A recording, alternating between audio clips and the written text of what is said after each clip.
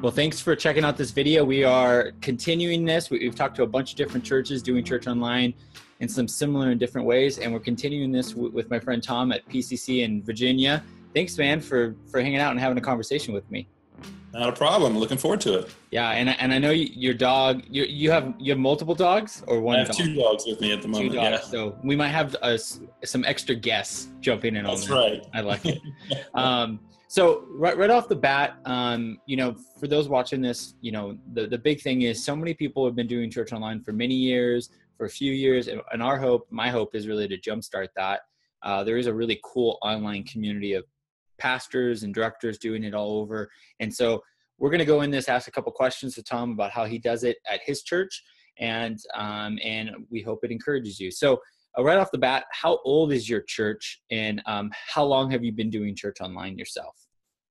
I've been doing church online myself for about 2 years now. The church is actually coming up on, if I'm remembering correctly, our 15th or maybe 16th anniversary. Oh, wow. But we started broadcasting in 2010. But when I came on board 2 years ago, I did a revamp of our online campus, and then we relaunched it a year and a half ago. Wow. 2010, that's a long time to be streaming. That was early on. Yeah. And is there, and how big is your local, the properties right now? How many people do you guys get, come in every week into a building? Physical attendance is sitting somewhere just about 1,800 between all 4 of our physical campuses. And then online, we're looking at about 300 a week. Wow. And how much of your time do you get to focus on the online campus? Is it a full-time thing? Is it kind of you're wearing a lot of different hats? Well, as many pastors do, we wear a lot of hats. But yes, it's basically full-time for online. Great. I love it. And I know we were talking a little bit more about where you're at in Virginia. Is there any unique flavor to your community that you're reaching because of being more rural in some of the places you're located at? Is there anything like that makes it that you find that church online is a little bit of an advantage with your ministry? We are in a rural area. I don't know necessarily if that changes our flavor, but the online campus does allow us to reach a little bit further than our physical campuses can. In fact, I was just working up the info showing my senior pastor and our chief operating officer how many locations we have, and we've got several all over the United States. We've got some outside of the country. So, the fact that I see Canada, Russia, and places like Iraq showing up on, attendance is just mind-blowing to me. Yeah, it's so awesome. It really is. The first couple of times that I experienced that moment, I was just like, I don't get it. Like, this is crazy. How does this happen?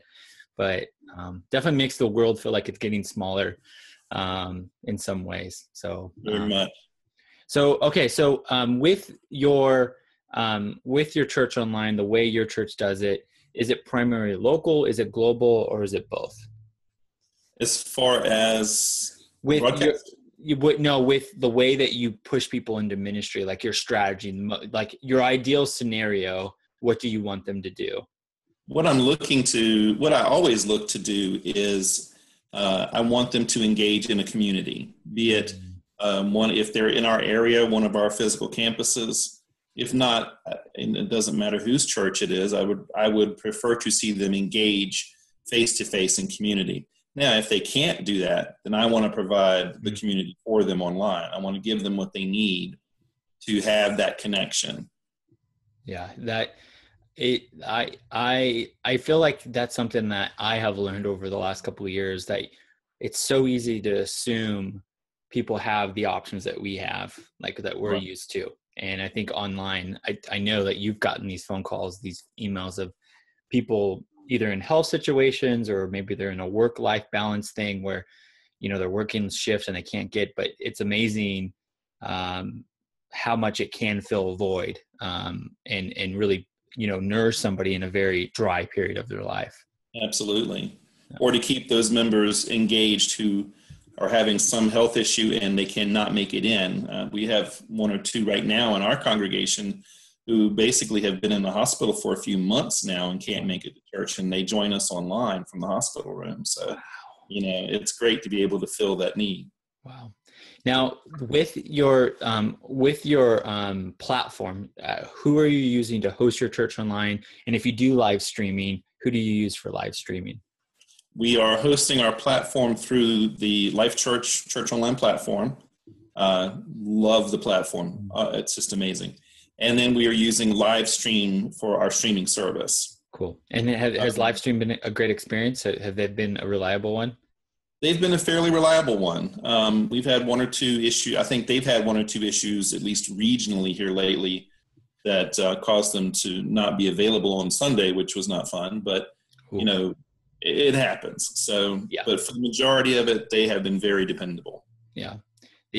I know that the live streamer that we use, Alchemy, I remember we had an issue on a Sunday, and we realized it was like nationwide issue. It was one of those where it was like everybody was having it, and it's like, well, that makes me feel a little bit better, but I still want it resolved.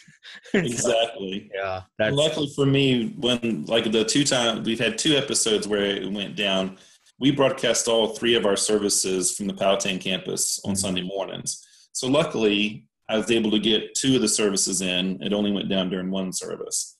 So that worked out. Yeah. Do you guys do any type of alert system, by the way? Like sometimes I feel like so when something's down, obviously, that's when my phone blows up. And, but like, do you do anything like any banner alerts, or do you just jump into the chat and let people know, or let your volunteers know to let everybody know? We jump into the chat. We use all the social media we can to post out there. Hey, this is what's going on. Here's what we're doing. If we can get it resolved, hey, it's coming. Or if we can't, hey, here's how you can still see. And then we direct to one of our previous broadcasts that day to try to give them a means to still have the service. And then, are you by any chance, are you doing anything on apps like TV apps or anything like that? I was curious about that. If you guys are in a place that. Well, we have the nice thing with live stream, you get the opportunity. That's true. With Roku. It's just part of their package. Yeah. So I've been able to redirect people to Roku to be able to pull that up. We do have a mobile app that we have created for our church, and then we stream through there as well. Yeah. And then the only other thing we added, this came up, we had several requests come up for this, where people are either exercising or everybody loves to do mountain biking a lot now. We have started live streaming just the audio from our service. And my attendance on that it's not earth-shattering, but the numbers have climbed to the point that makes it worth continuing to do. So it's been quite interesting.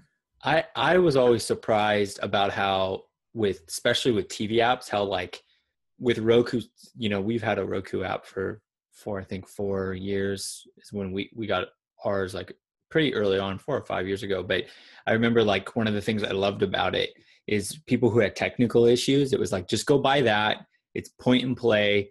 There's less variables. Like you don't have to really deal with like website updates and stuff. And it like kind of solved a lot of those technical issues. And I remember one person kept on calling me every week.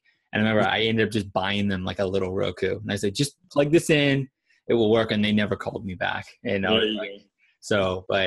sweet. I love the audio idea. That's a great, you guys we're getting questions about it, and you're like, we had, like I said, we've got I have primarily 2 guys that I know personally, and they came to me knowing, hey, you're the online guy, and said, they typically were doing some sports activity, hiking, biking, something on Sunday mornings. And they said, we're having a hard time trying to stream video service just to hear it. Yeah. So I did some checking in, and I don't know how most churches are doing it. We mix audio separately for our online campus. Yeah.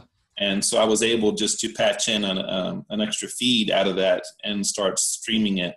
And we're using the TuneIn app to be able to direct people to it. Oh, I haven't heard somebody doing it that way. I like that idea. Yeah. Well, I'm using a service called Mixler to actually stream it. And then I'm directing people to tune in to be able to find it and listen to it, because I like the way their app sets up, and it's so much easier to work through it. Wow. No, I know that we've messed with, I think we tried it one time, but I actually think we're in a process of redesigning our experience. We have been for a while actually now. And that's a whole process, but the question came up for audio only because of mainly bandwidth, international. They're trying to stream, and we have some adaptive stuff, but it's like, there's a point when you go down so low, like you can't even see the photo, and it's like, the picture, it's like pointless.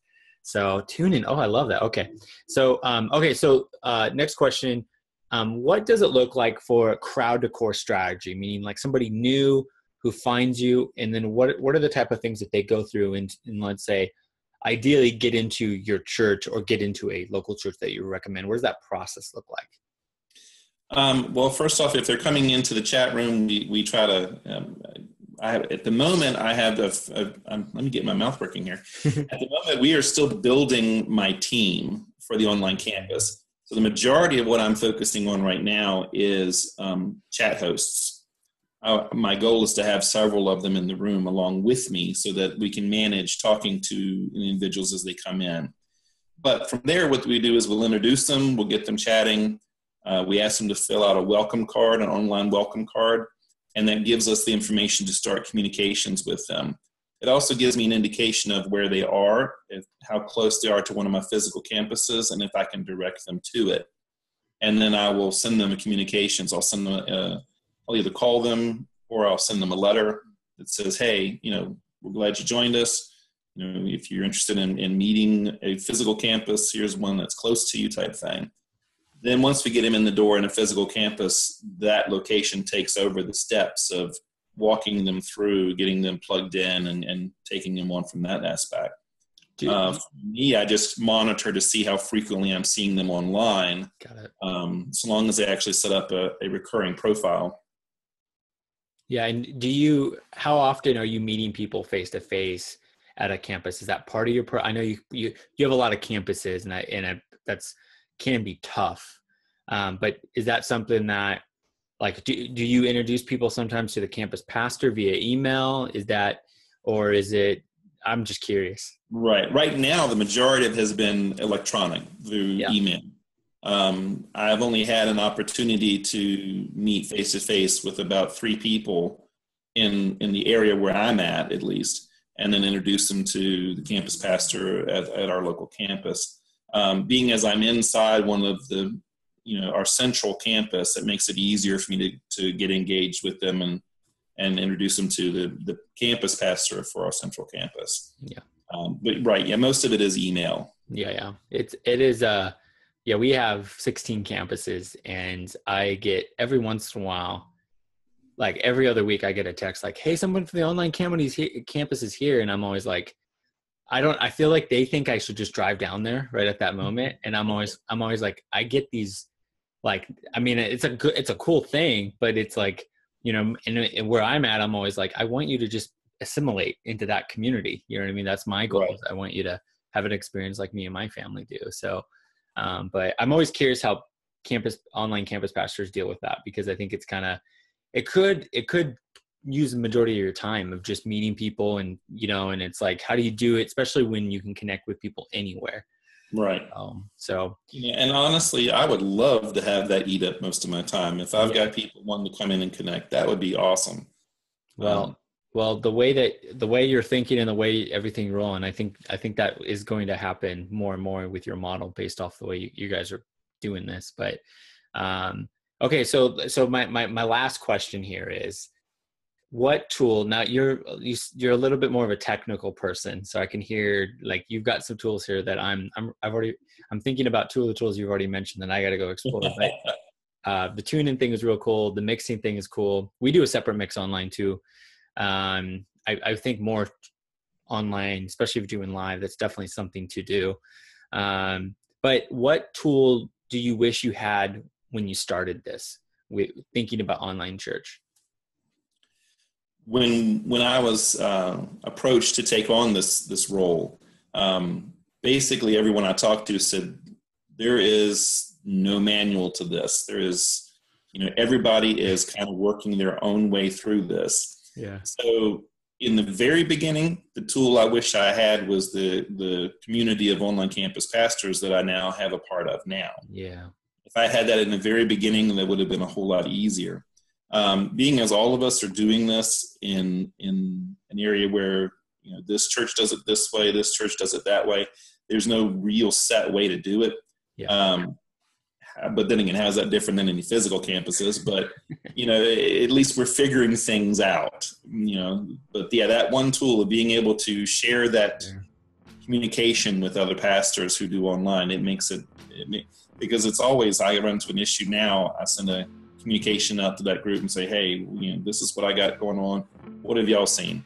And it helps me move quicker towards a resolution.